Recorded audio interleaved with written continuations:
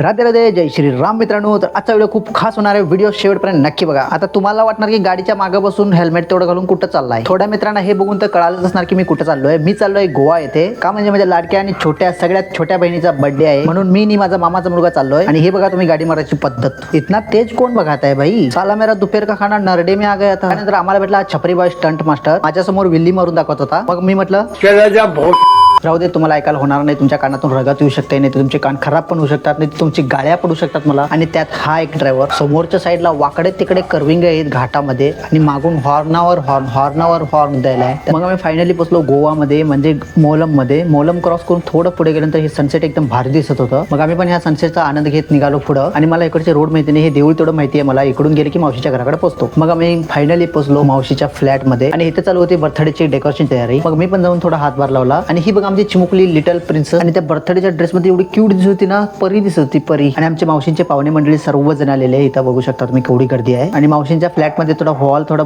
छोटा आहे, त्याच्यासाठी जागा पण झाला नाही.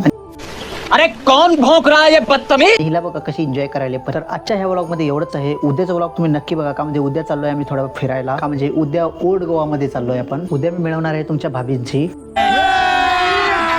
अभी मजा आएगा ना भिड़ो. तर उद्याच्या व्लॉग साठी फॉलो करायला विसरू नका. राधे राधे.